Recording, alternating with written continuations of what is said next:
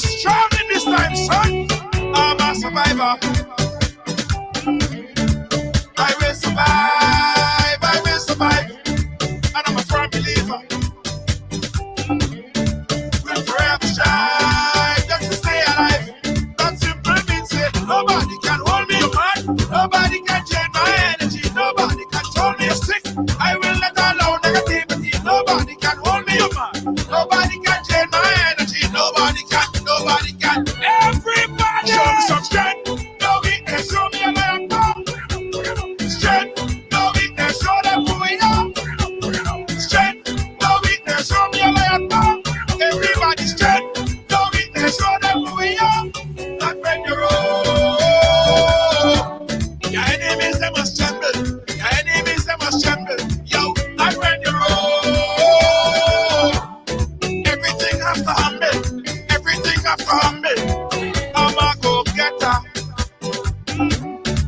I just go hard. I just go hard. And I'm a kind of fella. Put my trust in God.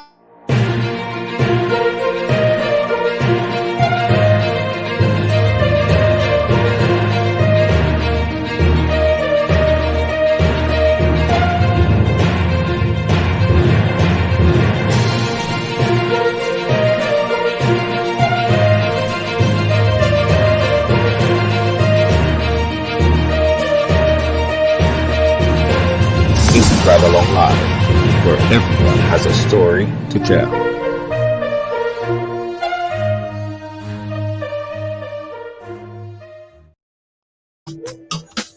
You gotta be firm in this time, son. You gotta be strong in this time, son. I'm a survivor. You guys are used to seeing me this early, right? Get used to it, man. Get used to it. Welcome to Ridealong Live. Welcome to Tuesday on the Ride. Early Tuesday on the Ride. As you're coming, guys, go ahead and share the thing, and say, I share. As you come and share the program and say, I share. Yes, get used to it. It's early. Early ride. Early ride. Hey, good night to you, Wendy, brave boy. How you doing? How you doing? How you doing? Hey, Doreen Mark, long time you haven't come on. Doreen, what's that all about? What's that all about, Doreen Mark? You just abandoned us just so. What on? What's up with that one? How you doing? How you doing? Patricia Phillip, checking us out on YouTube. Hey, big up to the folks on YouTube checking us out. Thank you so much for locking it on. Hey, how you doing? Hey, how you doing? Rena! How you doing, my friend Rena? Yeah, me and Rena go way back. All you know was our story already. All you know me and Rena's story already, boy. All you know which story already. Go way back. Hey, Doreen Mark, how you doing? Jillian, how you doing? Hey, Dillian. Well, so how you doing? Big up yourself. Listen, I want you guys to do me this favor, right? I want you guys to do me this favor. I'll tell you the favor I want you to do me right now. Press this. Okay, good to go. Listen what I want you guys to do for me. This is what I want you guys to do for me. I want you guys to tag someone that never watched Ridealong before. Tag someone that never came on, first, never seen Ridealong before. Tag that person right now. Tag that friend right now. Go ahead and tag that friend right now. Find somebody that never watched Ridealong or you don't see regular, or probably you haven't seen in a while. Tag that person right now and bring them on. I'm waiting. Jillian, how you doing? Pick up yourself. Jillian Alexander Frederick, big up yourself. Barbara Thomas, how you doing, Barbara Thomas? Big up yourself. Thank you so much for linking on. Yeah, tag somebody. Tag somebody. Hey, what's up? The folks in Grenada watching. Merle Douglas, big up yourself. Thank you so much. So everybody tag somebody. Everybody tag somebody. Francis, big up yourself. Franklin, big up yourself. Yeah. Big up. Hey, good night to you, Emily Bernard. All right, listen, guys. The reason why we on a little bit earlier today, right? We're gonna we're gonna wrap up like about 7:45. So I'm giving you guys some early in. So giving you the full hour anyway. But it's also because, boy, this story here tonight, I want parents to watch this. I want mothers to watch this as we did last night. I want fathers to watch this. And I want kids to watch this. My next guest that's going to be joining us very, very shortly. She went through the hell and she had to develop some sense of strength, a lot of strength to come on and share the story here today, right? You guys saw the title, you guys saw the flyer. Our guest today, her daughter,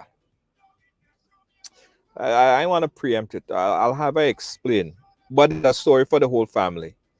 It is, in fact, a story for the whole entire family. The mothers, the fathers, and the kids. Everybody come inside. Everybody come in and share. Everybody come in and share right now. Gordon Boney, big up yourself, big up yourself. Doreen Mark, come in and big up yourself. Rina say she talk her auntie. Yeah, bring in your auntie. Samasha Santa Claus, how you doing? A long time I don't see you. Welcome in. Tag that person, tag that person. Samasha, I don't know why you're falling asleep on us. Again, I want to give my next guest all her time because I'm telling all you, the story tonight is going to touch you, move you in all kind of ways, Jed. I want to make sure we have everybody in here. I want to make sure that we have everyone in here because I need everybody to hear the story. So come on in, Samasha, tag somebody tag somebody, tag somebody, Vicky, tag somebody, and come in right now. My next guest, her name is Dani. Here she is. Dani. First of all, Dani, how are you doing, my dear? I'm fine. First of all, I gotta tell you, I mean, you are such a strong woman. You are such a strong person to even come on a platform to share this story. And I applaud you, Dani, because I know it's not easy. I know it's something that I probably could not have done, even if it was 20 years ago. But you decided to use your story to empower others, to strengthen others, and to build awareness as to what happened. So welcome, Dani, and thank you for taking the time to come and chat with us here for this quick hour. How are you doing Thank today? you. I'm How are you good. doing Thank today? you. And you're welcome. Right. All right. So, Dani, where do we start? I heard the shortened version, the shorthand version of the story. But I want you to take us back a bit. I want you to take us back into Dani, growing up, young Dani, sorry. Tell us about yourself. Um, I am from Baltimore, Maryland. Okay.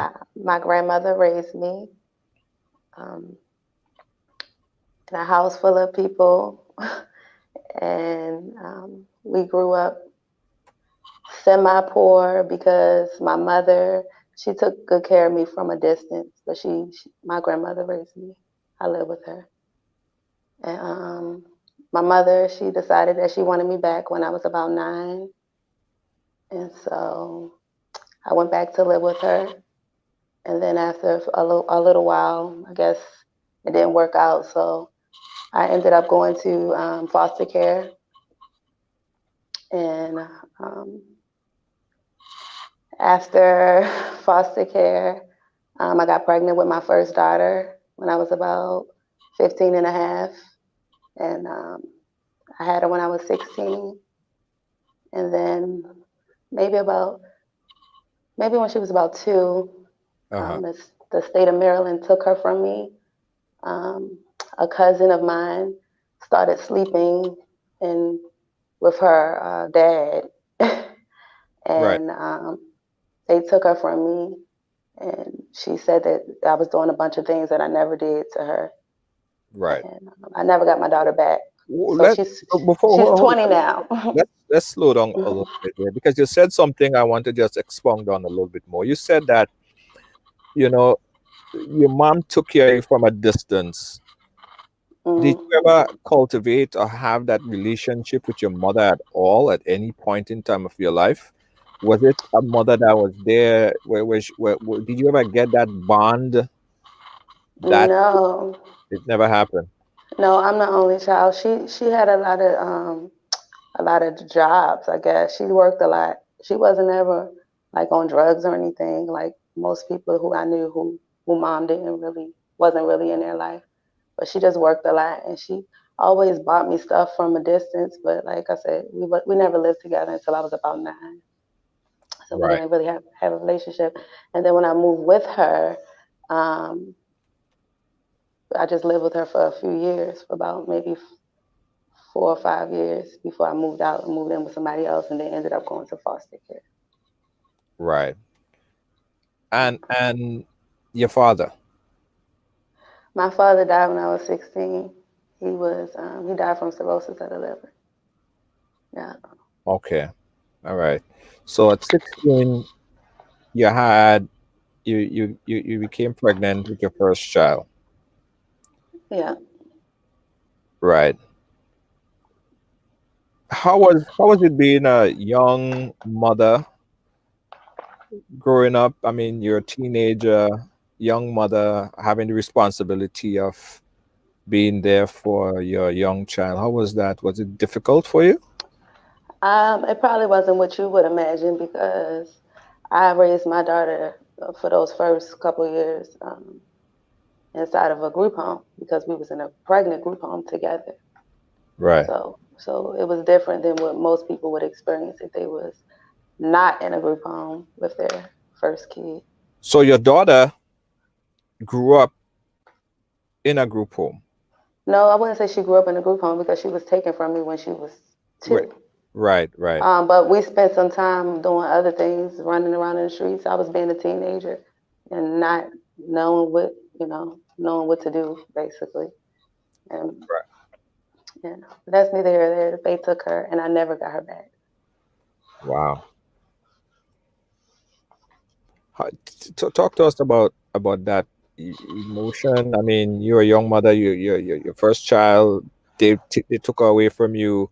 You having to deal with that. You don't have anyone to turn to. Your father died years before that. What was your mental state like?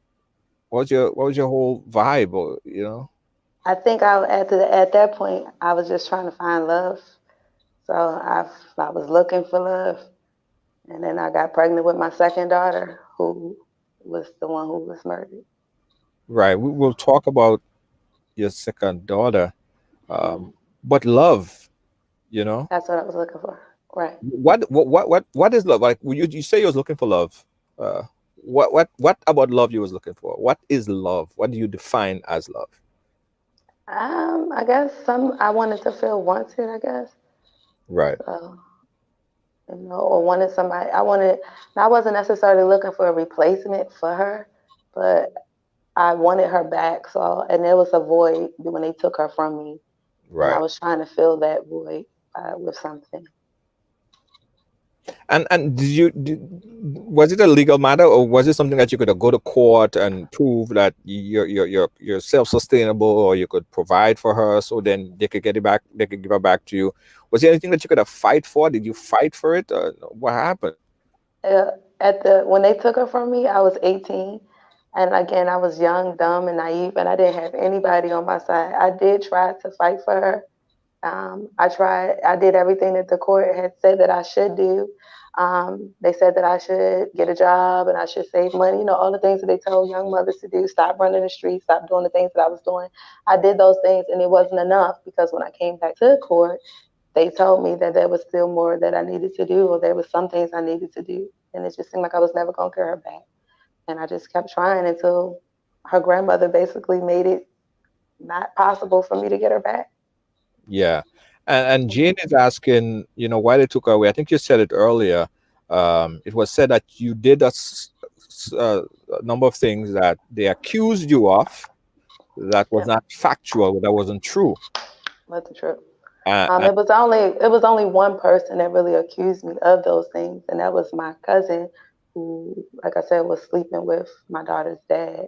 So I don't think she should have been held. Nothing she said should have been credible. But again, I was only 18 at the time. I was naive. I was dumb. I was stupid. I didn't know half of what I know now. I'm pretty sure I wouldn't have let it happen now if that was the situation would, be presented. right, and that bond was there. That love, that bond between you and your daughter, that was established, that was there. That oneness, that motherly, daughterly, motherly love, that existed during the time of, or after, before they took her. I'm sorry. Can you Was repeat there that? were there a strong motherly, daughterly type of love, or bond that existed, um, leading up to before they took her away from you? Between me and my daughter? Yeah, I don't even understand how that could be a question because my, yeah, no, yeah, absolutely. absolutely right. Okay, Yeah, yeah, we had a bond. I have a bond with all my children. right. Okay, all right.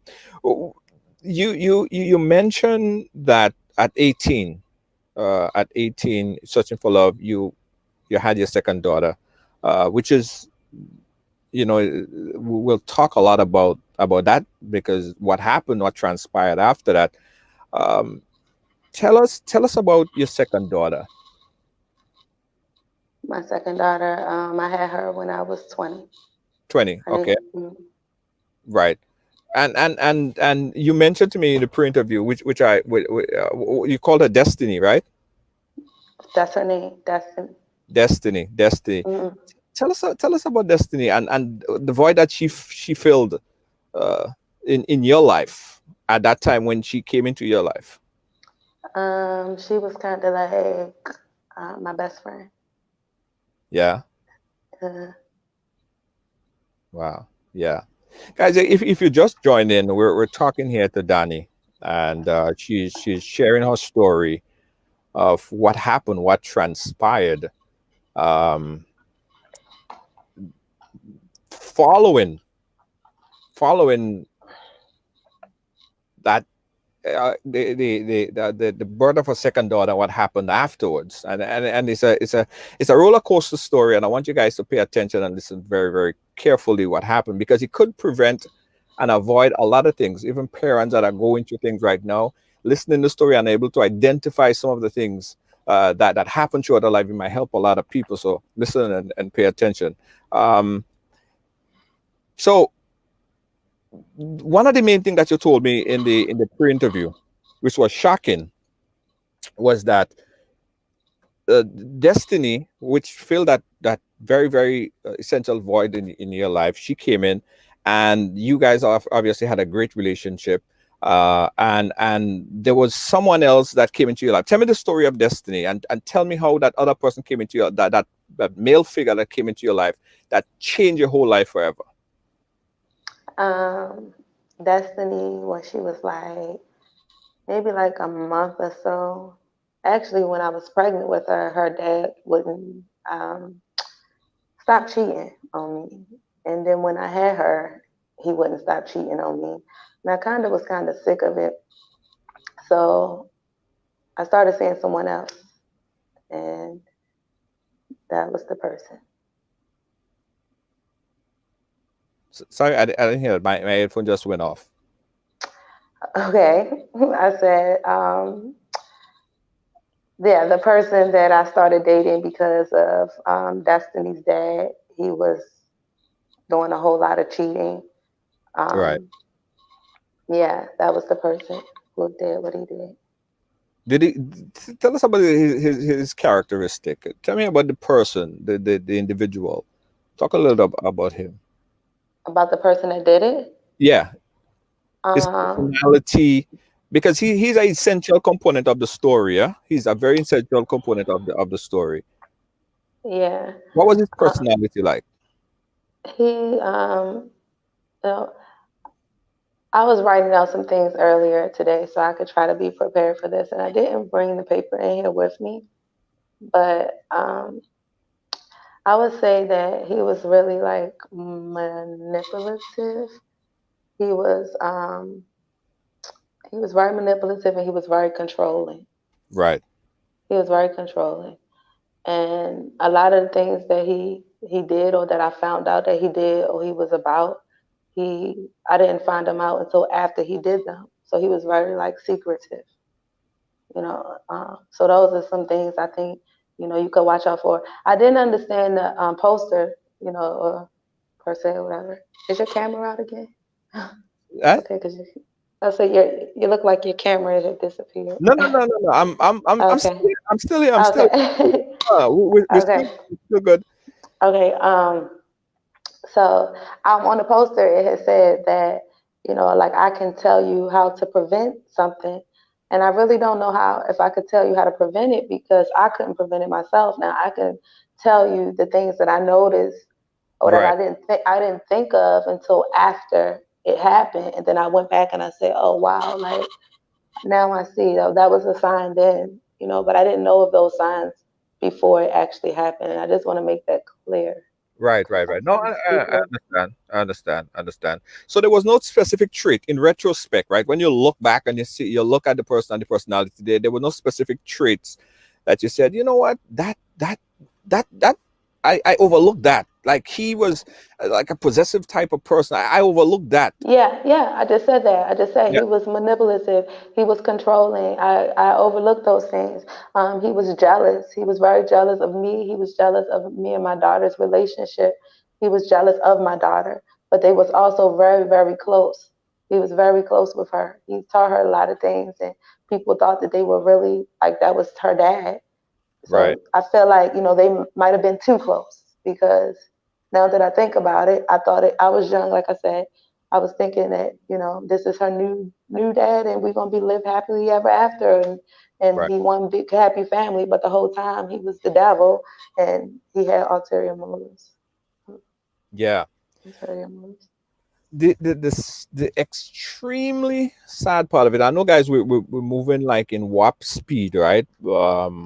But this part here that really touch and that is touching to me and a lot of people that would ever hear this part of the story. Um, the day that, in fact, you tell the story. What happened on that specific day that changed your life forever? Um, when I woke up that morning, I had to be to work and he was supposed to take her to daycare that day because it was picture day. And he drove me to work, and she was in the back seat. And I kissed her, waved goodbye. He said he was going to take her to daycare, but instead he didn't take her to daycare. He took her home. And later on that day, he called me. I don't remember what time it was, sometime in the afternoon, and told me she wasn't feeling well. And I was like, why is she home? But I was so confused and so busy, I just brushed it off and said, well, I'll figure it out when I get home. I told him, don't be late. So he picked me up late. And when I got in the back seat, I mean, when I got in the front seat, she was in the back seat. And I could hear her breathing, or so I thought. I could hear her snoring, is what I thought. Uh, But come to find out, she really wasn't snoring. She was more like gasping, I guess, or she had been brain dead, they said, for the most part since about 4 o'clock that afternoon. So um, when he picked me up, he already had did the damage to her about 4 hours prior to showing up. Um, so he drove. We eventually made it home, and when we got there, he was hesitant, but he wanted to make sure I could tell. And now that I think about it, like, or after it happened, I thought about it. I could tell he wanted to hurry up and get to her before I could. So he right. hopped out and he rushed to her and he, rushed in the house. And then he hurried up and tried to put her inside the bed and cover her up. And I thought that was odd. But when I went to go try to wake her up, because I noticed she hadn't woke up since I've been in the car the whole ride home, I'm sure she heard me fussing at him, and she never woke up. So I tried to wake her up. I pat her on her cheeks. I put water on her face, and she never woke up. So we rushed out of the house, and he was pretending was something wrong with my daughter, something wrong with my daughter. When we got to the hospital, um, they tried to work on her, and then they told us that, well, they told me that she probably eventually probably wasn't going to make it, but they had separated us, and they told me that he confessed to it, and that he said that he had punched in her stomach, and that he had, like he had beat her real bad that day, and because she was crying, and that's pretty much it. They arrested him, and they charged him with first-degree murder. And So, uh, Dani, he had her in the car, driving around in the car for a good amount of time while she was, as you said, possibly dead in the back, and he had no remorse to even try to rush her to the hospital or help her to do anything. that's what made it so heinous. And that's why he's going to spend the rest of his life in prison. Why? What did he?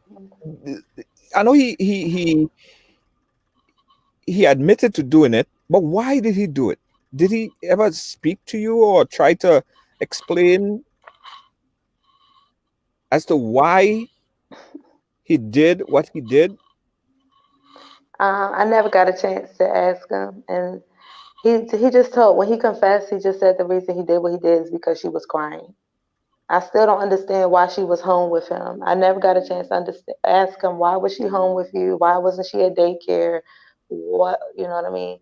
Um, yeah, they never said she was raped or anything, so I'm not sure why he took her home with him.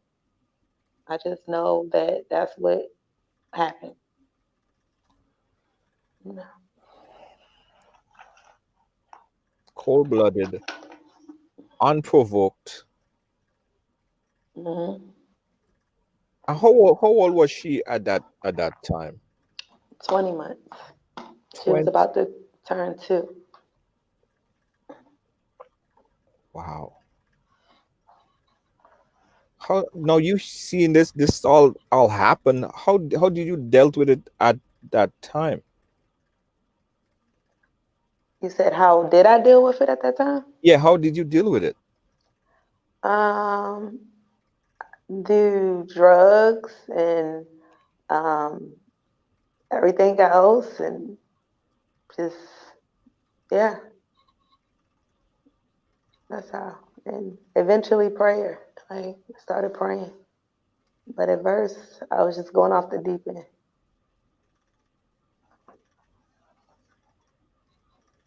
Wow. What about you? Forget about, I mean, the fact that he's doing life okay, that would never bring her back anyway. But this is one of the hardest thing a parent could ever deal with, right? No, you have to go through the process of court and dealing with all the sentencing and just going through the full process. Um, talk about the court proceeding, because I checked on the Arizona correction. I know that he's there. How long did it take to process him in court, and how was the court proceeding? How did that go? How long did it go for? I think it went for like 2 years. Um, about 2 years, maybe a year and a half before he was sentenced.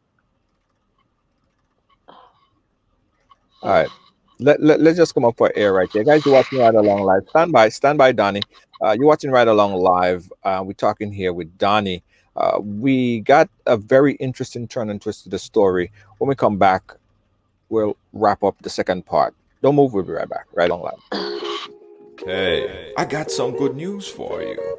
Looking for a passionate immigration lawyer with experience that spans over 2 decades? Someone trusted that served immigrant families just like yours? Well, look no more. Now you can benefit from her personal and professional experience. Dani Winter Funde. Schedule a consultation now and get assistance with your immigration journey. Specialize in adjustment of status, B1 business visa, B2 visitors visa, consular processing, deportation defense, naturalization, and more. Give us a call today at 813-815-3529. That's 813-815-3529 or online at winterimmigration.com. Attorney Dani Winter Funde. Law done differently. You're constantly thinking of food, but sometimes you just don't want to cook or want something a little different. That's when you call Tasties, preparing meals that you really love. Tasties, our mouth-watering food, would have you coming back every day. But hold on, we only prepare meals Monday, Wednesday, and Friday for now. Call early because we have a lot to serve and we would love to serve you. Tasties, we prepare the meals you love to eat. From macaroni pie to baked chicken, provision dumpling and swordfish, stewed chicken, curry chicken, baked chicken, rice and peas, salads, and more. Please call for daily menu. Call 425-0624 or 403-0411. You can pick up your meals from us or we deliver it to you. Tasties, food that's delicious. Hi guys, you're watching Ride Along Live and we're back chatting here with Dani. And again guys, it's difficult as it is to come on and share your story of something like this that happened, right? Let's try to keep listen, this is a judgment-free zone. I'm watching some of the comments. I'm seeing some of the comments, and I don't think it's a forum to judge her and her decision. This happened to her, right? This happened to her, and she's forced to live the rest of her life with the reality of what happened to her. She didn't ask to be in the position that she's in. All right. Dani, you back? Yep, I'm back. All right. Yeah. Dani, I'm reading the comment and I'm seeing a lot of things that's being said, and I saw some comments as well. I believe I was checking out some previous comments that was made on the post, and people talking about people said something to the effect that you could have done more. Do you hear that? Do you get that? People say, well, you could have done more to protect her. To be honest with you, I think that's a social media thing, or when people get together, I don't know if they want to call themselves bashing me or whatever. I'm really glad that I can't see the comments, Right. because to be honest, this happened 14 years ago, and this is the first time in 14 years that I've ever heard someone tell me that I could have done more, ever. And Yeah. that's the God honest truth. I don't know if it's because of my delivery or the way I'm delivering the story or whatever the case may be. It's neither. It makes me no difference. I use her story to, to basically to help other people. Like, I mean, just take it from me. If it could happen to me, it could happen to you too. I used to be the same one to sit back and watch on the news. I mean, social media wasn't really big in my life back then, but I would see it on the news that, somebody's boyfriend killed somebody's baby, or somebody's baby brother killed the baby sister, or whatever the case may be. Don't think just because, it hasn't happened to you, it can't happen to you. Like, you don't know me, and that's that. Right. And again, we applaud you for that strength, because although it happened 14 years ago, Hmm. it still resides in you. That was still your daughter. That was still your pride and joy. That was your baby girl, right? And Hmm. even now, as I told you, did you have did you have to go to counseling to try to get your mind right? How you dealt with Um, it? And your presentation now, it seems like you are in a far better place, but you had to have gone through a few process to be comfortable to even talk about this. I mean, yeah, and then like I said, for somebody to actually have the audacity to sit online and tell me that I could have done more, and you don't even know what I've been going through these last 14 years, what my life has been like living without my daughter, and knowing that I laid down with someone who took her life. You don't know what I go through and what I've had to do to get to where I'm at, to be at my happy place where I have a husband, a 7-year-old son. I have a business that I named after my daughter. You know, for somebody to sit there and judge me, I'm going to end this, as a matter of fact, because I have things to do. And I didn't know that this was that type of platform No, where no, I no. would come here and Yeah, have someone sit there and try to judge me when all I'm really trying to do is spread some awareness that if it happened to me, it can happen to you too. So right. I just pray to God that it does not happen to anyone else, because you don't, like I said, you have no idea what my last 14 years have been like, not to mention the last 36 years. The last 36 years, what those have been like. You don't know me, and most of these people couldn't walk an inch in my shoes. An inch. And that's that. Yeah. But you have a great night, and I appreciate you guys allowing me to be on this platform. Thank you so very, very, very much. I have work to do. I have a store that I named after my daughter. It's Yeah. Destiny 22. So please feel free to swing on by my website, or if you're in Cedar Rapids, stop by my store, and I'll be more than happy to talk to you or talk with you What about are my some of the daughter. contacts? Give us some contacts and some information where people could reach out to you. Because It's you getting a lot of support. You are getting a lot of support from people who are saying you are strong and they need like I that. said, I can't see the comments, and once you told me what you said, it just totally rubbed me the wrong way, because I did not know that that's what people would do when they heard my story. I've never heard anybody say that in 14 years. I swear to you, I've never had anyone say that I could have done more. If they thought it, they never said it. Right. So to hear that, I refuse. I refuse to sit here and deal with that. But my contact information is on my personal Facebook page, which is a public first Facebook. I mean, it's a public page. Right. And the name of my store is Destiny 22, and my website is www.destiny22.com. And it's spelled different. You can find it on my business page. Again, I appreciate you allowing me to come and tell you what I've been telling people for the last 14 years. I've been telling everybody this story. This isn't the first time I've told it. Right. I've told it probably 1,000 times. So Dani, yeah, thank I you. understand. All right. Thank you so much, Dani. And sorry that you had to leave. But I It's okay. understand. No, I understand. I understand. Uh, All right. You gotta be firm in this time. Hi guys. So I wanna say this, right? It's not easy to come in here and share your story, right? It's not easy to live with some of the life that a lot of our guests live with, right? Just their life. It's not, they're not fortunate. It's very unfortunate that something happened to them. That's why we really say that, I don't think we should judge anyone's story, judge anyone past, because we don't know, right? It- so I understand her frustration, and I probably shouldn't not have brought it to her attention. yeah, he probably shouldn't have told me that shit. You know how I Hello, roll. hello. All right. So here's what I'm gonna do now, guys. I'm gonna open up the phone lines. We have a few minutes left on the program. Let's do that right now. Caller, live, where are you calling us from? And the viewers, good night. I'm calling you from Connecticut. Yeah, go right ahead. This is Deanne. Uh-huh. So I'm a little disappointed in the viewers, I must say this. Mm-hmm. And I'd like to say shame on some of you women. I came in a bit late, and from the moment I came in, I didn't have a backdrop of the story, but from the emotions displayed by this girl, I could tell she was hurting, and I was just waiting to understand what was going on. Once I realized this lady lost a baby, tragically, this baby seemed to have been murdered. I gathered that.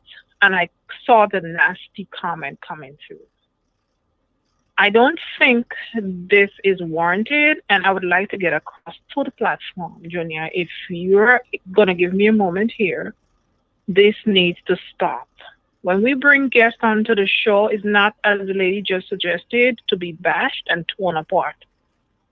When one can sit behind a computer and act like a bully, it tells me that you're a bully, okay?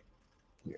Who are you to judge? How do you know what she did? If the court of law declared this lady innocent, who the hell are you to come on the show and decide that this lady is rude or she's hiding something or she's irresponsible? How many of you have uterus? Huh? Do you know what you people are doing and saying? Like this lady is just saying, it's been how many years? 14. I missed, but 14 years. I cannot imagine losing my child, and let alone the circumstances surrounding, even if she was guilty of something. How do you think she feels now with, instead of her giving an opportunity to voice herself, to voice her opinion, to bring, as she was trying to do, a message. Instead of us listening, from the moment she opened her mouth, we have so much to say. Shame on you. And I am irate and so upset because that's not why we bring our guests on the show, Junior. And maybe you can tell them the rest of it. If I walk behind the controls tonight, I would block and delete or put some of you in timeout. Thank you. That's all I have to say. To the guests, if you review this show, we did not bring you here for this, and I am so sorry this has happened. All right? Yeah. Thank you. Goodbye. 718-701-5720. Let me show you guys some of the reality, right? This is the man that was accused. I actually found guilty of murdering her 2-year-old daughter. He's right now in Arizona Penitentiary, doing life in prison, and he would be there for the rest of his life. Well, as you could imagine, his name is Arthur Young, and you guys could look it up to find out more about the story. But this is the man. This is the person that she considered to be someone that she loved, someone that she took into her life. That could happen to any one of us. As she explained, it was a very pretensive type of person. He is the person that we need to show plenty hatred for. He is the person who took the life of her daughter. She is a victim. She is the mother that went through and is going through this and will go through this for the rest of her life. She did absolutely nothing wrong. He is the person who took her daughter's life. Don't re-victimize the victim, because oftentimes we look at the story upside down, and we tend to take out our anger in the wrong direction. That's the person that we need to be very upset about. Anyway, 718-701-5720. And I probably should not have even mentioned what was being said. And it's not just one person that said it. Let me say, because even when I posted the story on my WhatsApp, even when I posted the story out, someone commented something very negative again. Someone posted something very, very negative. And we understand that everyone have their opinion, and you know, everybody have the opportunity to voice that what they believe. But it's unfortunate that she had to succumb to that type of might be, you know, insulting comments after her daughter was killed by someone that she didn't bring on. They never found her guilty for doing it. They found him guilty. He is doing life in prison. 718-701-5720. Let me see if I could take this call on WhatsApp. Caller, are you calling for the show? Hello? Yes, Junior. I'm calling from these people. I'm a Jamaican. Go right ahead. I am very disappointed. And yes, Diane came straight up and she said what she said. But if you check in the comments, there were just two direct persons that was bashing the young lady. Not everybody that was bashing the young lady. Now, Miss, my heart goes out to you, and I'm really sorry that you came on the platform. You are very strong in the process because I experienced something in my life about 7 years ago, and I would never tell the story in the same emotions. I don't expect you to come and cry out your heart and bawl along the show, so we feel sorry for you.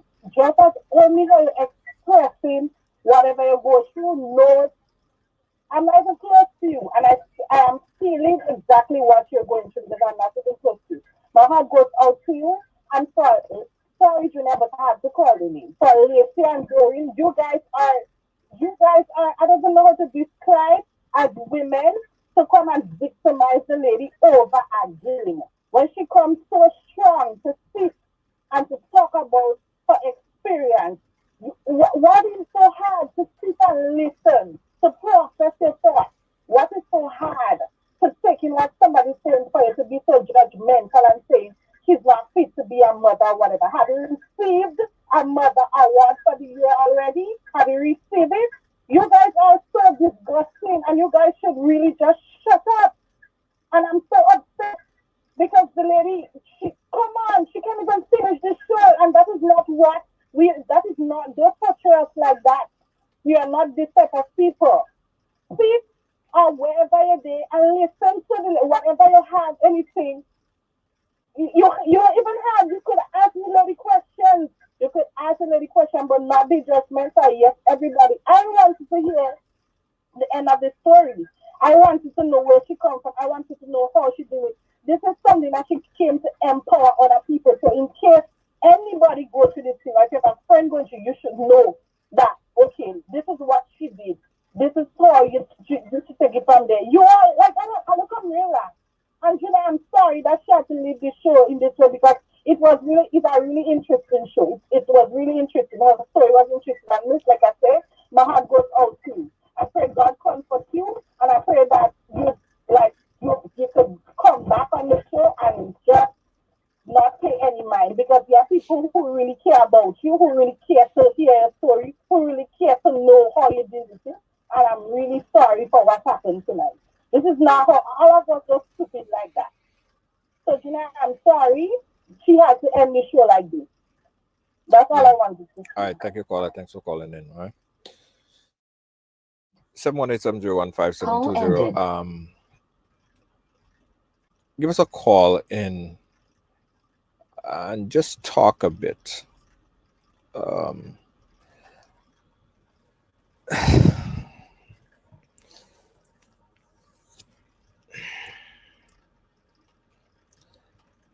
You know, we try hard, real hard sometimes to get people on the program to share their stories, and it's not easy getting a guest. Sometimes you guys think that it looks easy. It looks like a simple process, but it's really not. There's a lot of things that goes in, and I just wanna implore this. I just wanna let you guys know this, that when someone come to share their story,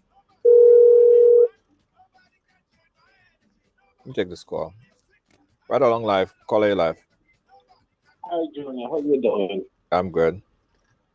I'm a man, and I was watching your show, and I don't know why females tends to blame other female for something that a man has done. If anybody was listening properly, she said her boyfriend was cheating on her. She found somebody who showed he cared. He taking care of somebody else's child. There was no sign. He wasn't beating her. He wasn't treating her bad. She asked him to take the child to the daycare. How the hell are you going to blame her for that? She go out and work to take care of her child. And the man did what he did. So how is you female gonna sit here and blame that woman who is trying? This is so friggin', this shit pisses me off, bro. And I'm a man. That shit hurts. Yeah. Yeah. If you listen, if you sit down and you follow her story, she tell you she was trying. She going out there and do what she have to do. She's not home and sitting there and let the man do what he do to the child and not saying nothing. She went out like every mother who care about the child and want the best for the child. Yeah, she make mistakes. She had a child when she was young. Who never had a child when they was young? But it's what you do after she was doing the right things. If your father, she say she went, the court tell her what to do, then she did all of that. She couldn't get her first shot. She found somebody who can pretend they cared about her. And that's what happened. And I don't understand why female always be the one to victimize another female and not blame the person that did the crime. It's so unfair. And woman is always the one to do it. I don't understand. Women is women's biggest haters. All right, Junior, later. All right, thanks for calling. Thanks for being a part of our program today. I'm gonna end it right here. I'm gonna end it right here, guys. And invite you to check us out tomorrow for Immigration Live. Tomorrow, Wednesday. You gotta be firm in this time, son. Catch you guys tomorrow. Bye, guys. Peace out. Bye-bye. You gotta be strong in this time, son. I'm a survivor. I will survive. I will survive. And I'm a firm believer. We'll forever shine. Just to stay alive. That simple means it. Nobody can hold me, man. Nobody can change my energy. Nobody can turn me sick. I will let alone negativity. Nobody can hold me, man. Nobody can change my energy. Nobody can. Nobody can. Everybody show me some strength. No weakness. Show me a lion come. Strength. No weakness. Show them who we are. Strength. No weakness. Show me a lion come. Everybody strength. No weakness. Show them who we are. Not when you're old. Your enemies, they must tremble. Your enemies, they must tremble. Yo, not when you're old. Everything has to humble. Everything has to humble. I'm a go-getter. Hey, I got some good news for you. Looking for a passionate immigration lawyer with experience that spans over 2 decades? Someone trusted that served immigrant families just like yours? Well, look no more. Now you can benefit from her personal and professional experience. Dani Winter Funding. Schedule a consultation now and get assistance with your immigration journey. Specialize in adjustment of status, B1 business visa, B2 visitor's visa, consular processing, deportation defense, naturalization, and more. Give us a call today at 813-815-3529. That's 813-815-3529 or online at winterimmigration.com. Attorney Dani Winter Funding. Law done differently.